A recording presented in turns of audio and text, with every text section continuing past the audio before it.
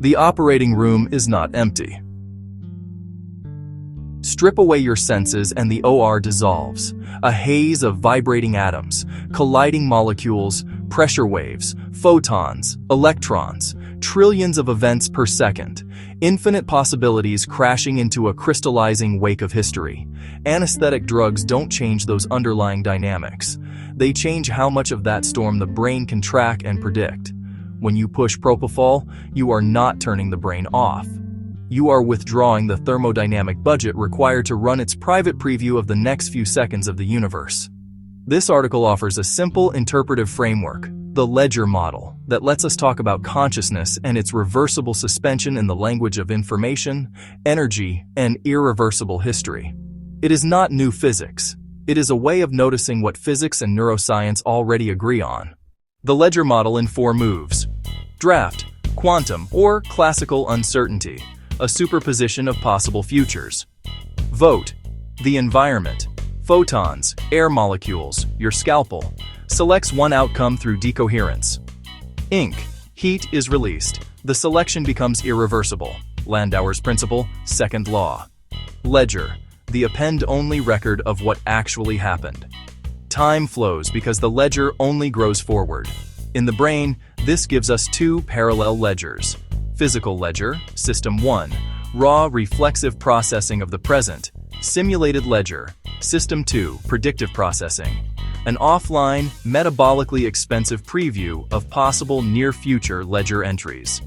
In this framework, consciousness can be understood as the felt metabolic cost of keeping the simulated ledger coherent and up-to-date.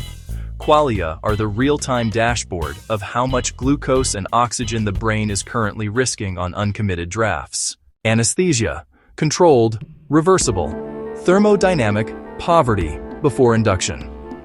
The awake brain spends roughly 20% of the body's entire energy budget running predictions about the next few seconds, something multiple theories of consciousness, global workspace, higher order, free energy already emphasize.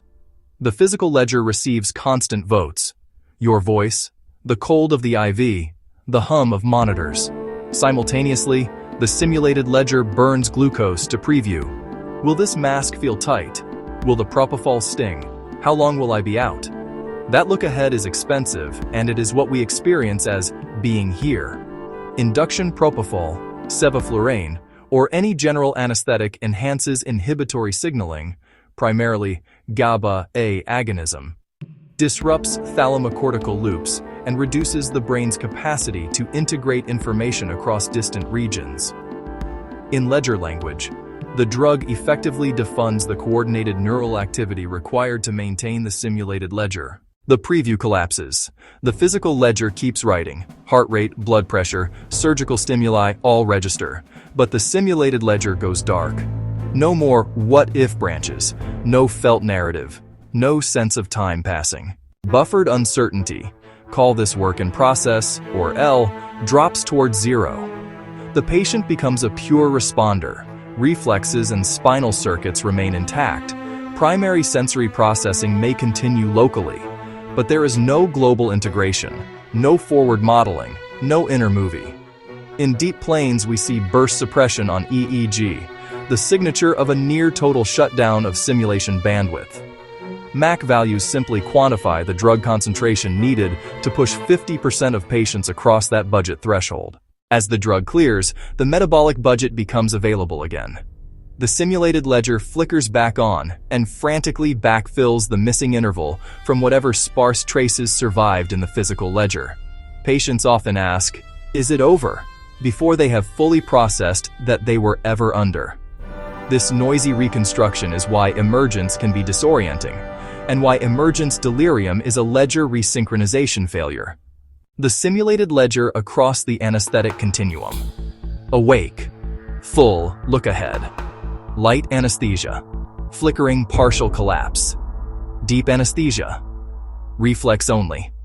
Emergence. Noisy reconstruction. Practical takeaways in the OR.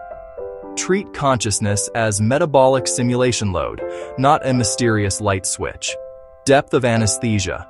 R's degree of sandbox collapse, not sleep. Awareness risk. Simulation flicker at the budget boundary. Titrate carefully. BIS entropy monitors are crude proxies for how much organized predictive activity the cortex can still sustain. Ketamine leaves fragments of the simulated ledger running, desynchronizing it from the physical ledger. Dissociative phenomenology. Children often need higher doses partly because their baseline metabolic budget for simulation is larger. The elderly need less for the same reason. This framework plays nicely with existing theories. Global workspace, integrated information, predictive processing, all of which emphasize metabolically expensive, integrated, predictive activity. It simply adds an information theoretic and thermodynamic vocabulary that feels native to the anesthesiologist who already controls that budget every day.